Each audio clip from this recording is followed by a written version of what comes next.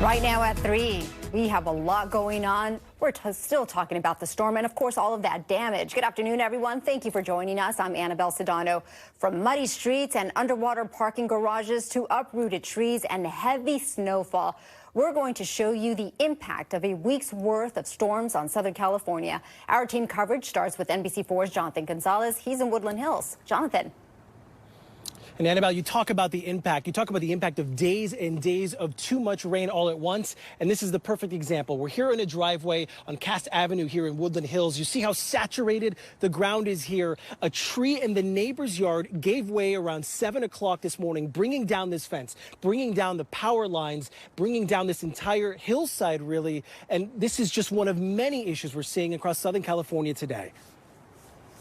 1 week of on and off rain and a number of weather-related problems across Southern California. Yeah, it is Mother Nature. In Woodland Hills, Yana Lebavici woke up to the sound of her driveway fence collapsing into her neighbor's backyard. She said her neighbor's tree fell over, dragging down her fence and some power lines along with it.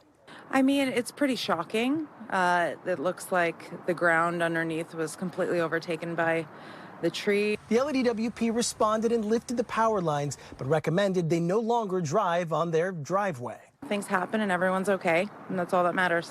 In La Habra Heights, News Chopper 4 was over this tree that fell right onto a home. Meanwhile, in Palms, people living in this apartment building woke up to find out their underground parking garage had flooded. Unfortunately for me, I just got new car like a week ago, literally a week ago, and that's why I parked them all inside.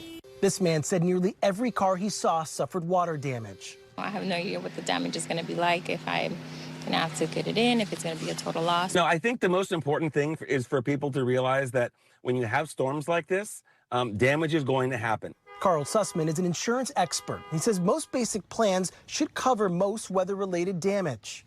A general rule of thumb is if there's water coming from up above, coming into the house, whether it be through the roof, through a window, something like that, then we'll typically look for coverage on a homeowner's policy. And for those who are renting, Carl says those with renter's insurance should file claims. And for those who don't have it, if not, then you would need to basically file a claim directly with the owner of the building.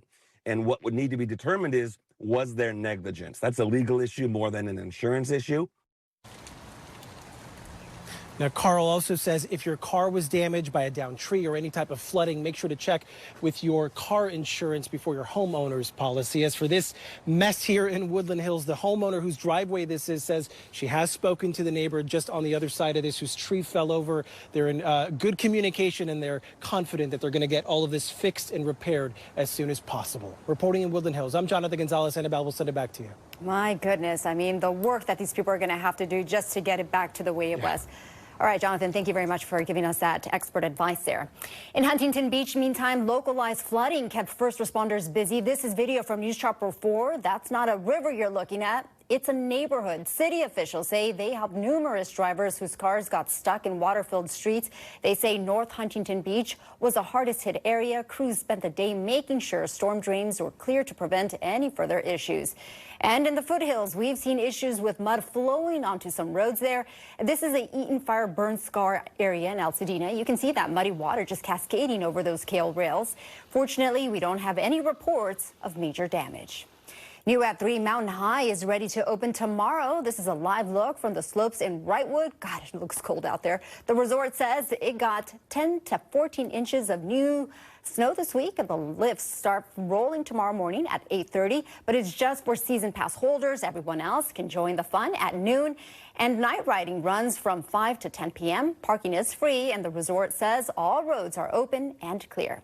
Meantime, Bear Mountain resorts are not quite ready just yet. That said, people in Big Bear are enjoying the snow they got this week. NBC4's Christian Cáceres takes us there.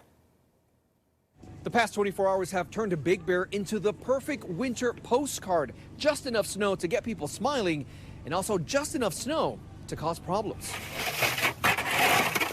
A familiar sound heard across the San Bernardino Mountains after last night's storm dropped as much as 6 inches of snow across communities like Big Bear. It was nice. It was very quiet. We just heard the snow plows in the middle of the night doing the roads, trying to get them clear for everyone to come up. For many, the trip up the mountain was anything but smooth, since Highway 38 remains closed due to the damage from the recent mudslides. The severe weather caused problems for many drivers on Highway 18, some abandoning their cars after getting stuck in the snow. Among them was a group from LA coming up for a weekend retreat. Hard drive last night, but everybody got up here safe. But the storm was not enough to open the ski resorts, even though crews have been working hard to improvise what they say is Mother Nature's responsibility. Winter is definitely starting to make its way up here to the mountains, which we're excited about. We did see a little snowfall over the previous weekend. We got about 3 inches, and then we've been out here making it as much as we can. For locals, the season can't come soon enough. I hope this season I can really push myself with trying to get onto rails or doing tricks or nose presses or butters or whatever it may be, because I feel I don't know. I love it. And the Bear Mountain half pipe, oh my God. Until then, many families say the sights are enough to make the haul up and enjoy what they hope will be a busy winter season. I mean, it's almost Christmas, so it just feels fitting. Just walk around, explore, maybe shop a little. And several communities did experience a power outage overnight, but that problem has been resolved. Now, there is more snow in the forecast for today. Local authorities are asking everyone to stay safe if they are planning on traveling. And of course, don't forget their chains. In Big Bear, Christian Gonzalez, NBC4 News. It does look so pretty out there. All right, so how much rain did we actually get? As we take a live look from Long Beach, our meteorologist Shauna Mendiola is tracking some of the rainfall totals in your first alert forecast. Hey, Shauna. Hey there, Annabelle. So we got some good totals in the past couple days. From Thursday night through Friday, we had, again, numbers that were added up above 3 inches. UCLA, 3.33 inches altogether. We had rounds of sometimes moderate to heavy rain, so that allowed things to add up. Culver City, over 2 inches of rain. 2 inches in downtown LA with Woodland Hills almost close to that. So I do want to say that these are the numbers so far. LA County looking dry, but in Orange County, we are going to see continued numbers go up. So areas like Huntington Beach, additional rain totals on the way for you as we have a little cell down south here in Irvine. So still some scattered rain. This is just lingering leftover showers. It's nothing too serious. We are not going to see what we saw this morning. That is moving out, except for some light showers here in areas like Santa Clarita and that light snowfall over Big Bear and Wrightwood. So this will continue as we head to tomorrow morning. Still looking at wraparound moisture, but the deserts and mountains are expected to be the only places where we get any potential for that on your Saturday. Otherwise, everyone else dry. And winter storm warning for our mountains just till 10 a.m. tomorrow. We're going to talk about the rest of the weekend. It is looking great, and Thanksgiving looking great as well. That 7-day on the way. Back to you. All right, looking forward to it, Shauna. Thank you.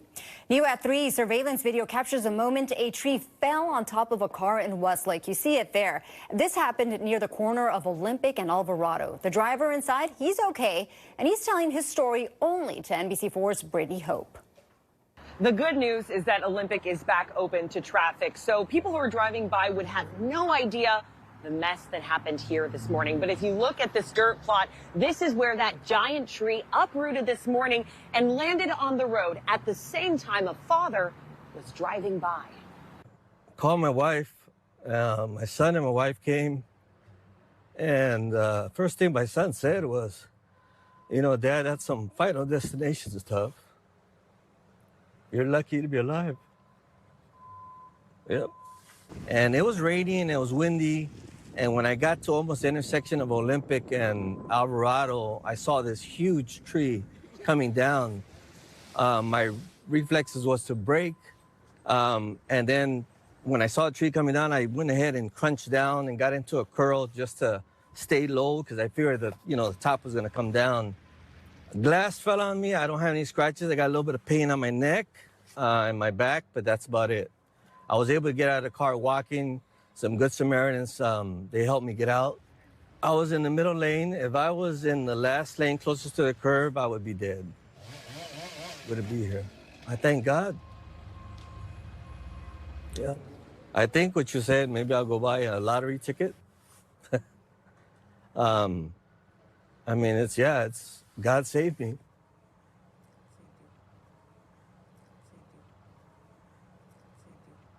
An incredible story of survival. There's another incredible part of this story too. So the owner was actually able, once all the tree was taken away, to drive the car to the side of the road so that it could get towed. It was drivable after all of that. And again, no scratches on him. Just incredible. And we're so grateful that he talked with us this morning. We're reporting in Westlake, Brittany Hope, NBC4 News.